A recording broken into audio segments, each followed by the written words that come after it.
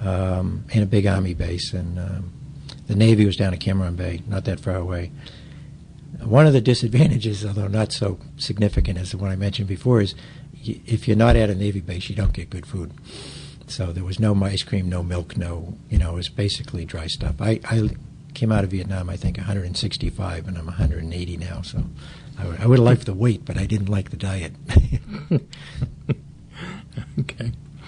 I noticed you received a couple of decorations while you were in the Army. Could you tell us a little bit about that? Well, the Commendation Medal, I think they gave to pretty much everybody that served there. The Bronze Star was a little different, and I think it was for my combination of cleaning up the communication center and getting it run right when the officers found out what I did. Mm-hmm. And then also for leading the effort on the orphanage, which they appreciated. Mm-hmm. And after I cleaned up the communication center, they asked me to be on Inspector General team, so I was actually assigned to go around and help the people in a similar communication center at Da Nang and Pleiku and Saigon, and it didn't matter, Air Force, Navy, whatever, and just go in and help them understand how you have to run an office to run right. Mm-hmm. What's interesting, I was doing all this stuff which I now look back and think of as like quality control. My last 12 years of work was AT&T Quality Office Vice President, so maybe that work helped me in my future career. Okay. What was sort of the low point of your time in the Army? Well, I got there. They let me stay home for Christmas of '67, which was nice, and I got there early January '68, and you probably know Tet hit January 30th and 31st.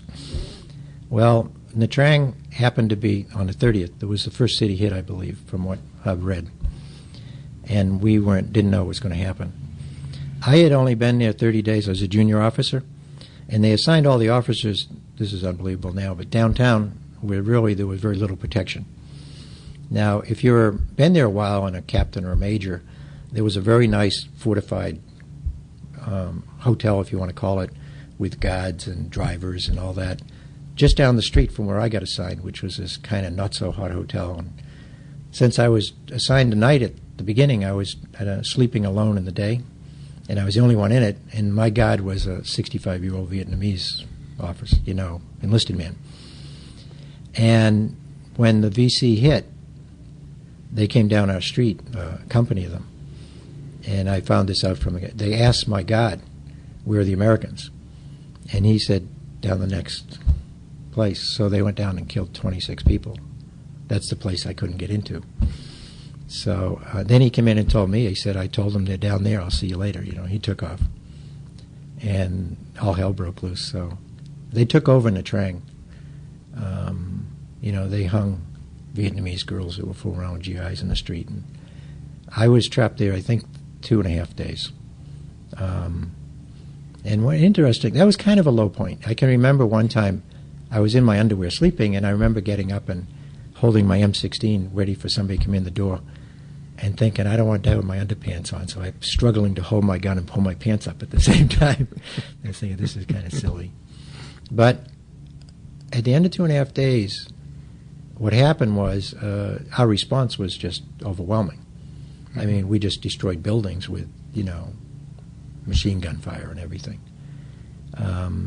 And during that, a private Koenig and a sergeant, who I'd only known 30 days, came down in the open Jeep being shot at to just see if I was alive in there, because I have communications.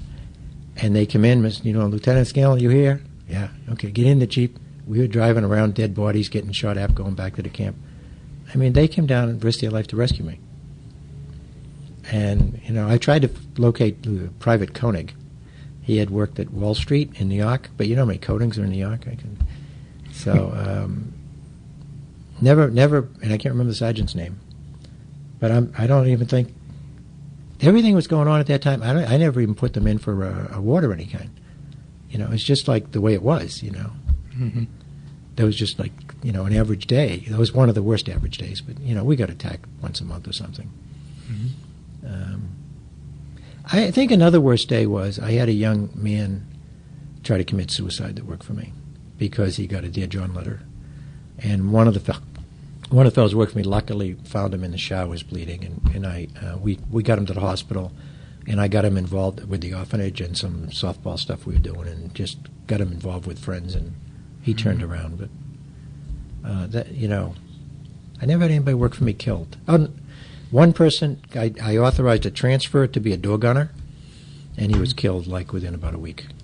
And I didn't authorize any more transfers. But a few people got shot, nobody got killed. So I felt. Did you get leave while you were in Vietnam? I had 1 week. I took the week to go to Hawaii. I flew my fiancée to Hawaii. We got married. I had 5 days and flew back to Vietnam. And my brother and his wife came out to be at the wedding, and I was very, very happy about that because my brother, 3 years later, was killed in an automobile accident by a drunk driver. And that week was a special week. Mm-hmm. So, right. And then as you stayed in the Army only the 2 years, what led to your decision to leave the Army? Well, I only wanted to do 2 years when I went in. It wasn't anything to do with the Army or not the Army. It was like an obligation of service. Mm-hmm.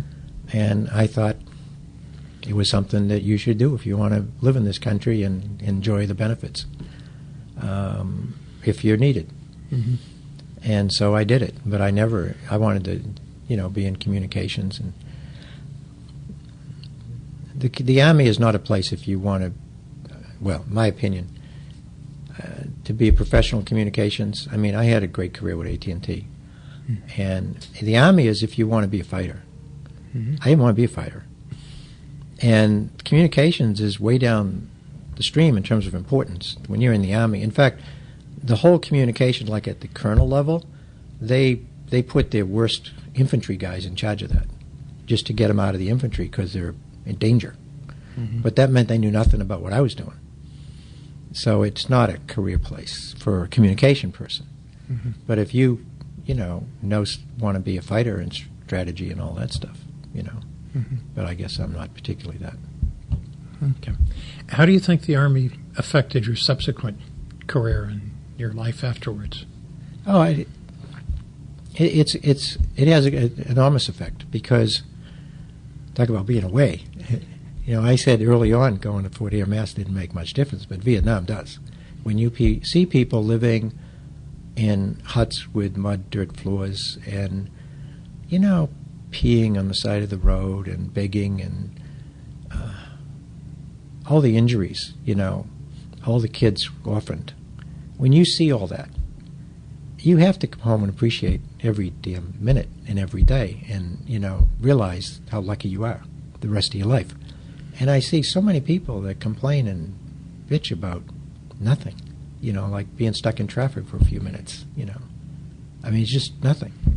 Mm-hmm. So, that has a big effect. Okay. Did you have any continuing association with the military after you left active duty? No, they offer me, like they'd probably offer everybody, captain if I'd stay in the reserves, and I said, no, this isn't, I just did this because I needed to do it. It isn't a career thing or something I want to do that way. Mm-hmm. And, I respect the military very much in terms of what anybody does. I always go to observances we have here on Memorial Day and stuff. And I do think I've never voted for a president that didn't do service, real service, in my opinion, meaning show up in combat like the first President Bush did it. Mm-hmm. But it's just one of my criteria. If you want to be commander-in-chief, somewhere you should have stepped up and said, I'll serve, so you know what it's about. Yeah. Did you ever have any second thoughts about your career choice? No. I don't recommend it to my kids, but I think it was the right thing for me to do. I think it's got to be the right thing for a person to do that fits with their values and whatever they think they need to do. Mm-hmm. Are there any stories about your time in the Army that you tell your kids or that you tell people that you would like to share with us? Well, I think I've kind of told you all of them. Let's see. I tell you about cleaning up the communication center. I tell you about the orphanage. I told you about the Tet, being caught.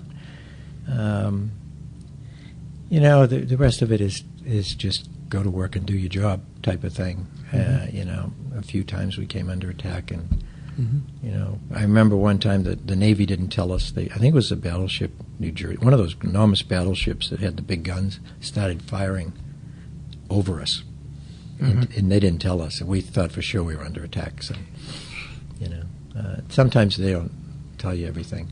One of the real disappointments, maybe one of the biggest disappointments, is when I came home, and I have one other thing I'd like to say, and saw 60 Minutes about 10 years later, and they talked about the uncounted enemy, and that intelligence had really known that we were going to be attacked on Tet. And I think that was just atrocious that somebody didn't say, at least we think you might be attacked, because people had their guns locked up. I mean, we were believing what, Johnson, who was a Democrat at the time, and, Westmoreland were back here saying the war's ended and Johnson running for president. But you can't leave men on the front line unprepared for an attack. When you have information that says there's a likelihood of it happening, even where you're never 100% sure. But they really knew they were coming down. And, I could have been one of the 26. I remember one year at AT&T, our company, when I was close, won 3 National Quality Awards, so I got down to Washington to pick up with the team the award. And one day we went over to see the wall, which I resisted going to for a long time. In the first 10 years I came home, we didn't talk about Vietnam. There was just you just felt like it was not welcome conversation, to be honest. But when I went to the wall, I began to go, wow, how big that thing is. It just looked like a tombstone at home. But when you go there, in the middle point of that wall was 68 in Tet. And, I think the country decided then we didn't want to stay there. But that was 5-year point. We stayed another 5. So that's too bad. Half the deaths are after that. I don't want to be political, but we're probably there right at that point in Iraq, I'm afraid. We're just about deciding. Maybe we don't be there. When did you move to Amelia Island? I retired from AT&T after 33 years of service, which they gave me credit for the 2 years in the service, which helps, and 1/1/2000. So I've been here 7.5 years, I guess, and got pretty active in a lot of things about trying to help improve quality of life here for the last 7 years. This year I'm a little more focused on family and friends. Okay. Have you had any contact with any of the veterans associations? Or yeah, I joined the VFW and a little bit, and I'm not really big into that, but I'm a member, and occasionally I like to talk to somebody, but isn't for me really. It's just to connect to them. So there is one thing I'd like to mention. When I did go to the Vietnam War, there was no information about the other people, our allies, or anybody else that died in that war. There was no additional little plaque somewhere that said, by the way, everybody on this wall, that's 5% of the people that died in that Vietnam War. All right, and there's an awful lot of our allies in South Vietnam. There were Koreans, there were Australians, there were, that should be there. And we even probably should say how many people died on the other side. People should know that another 95% died.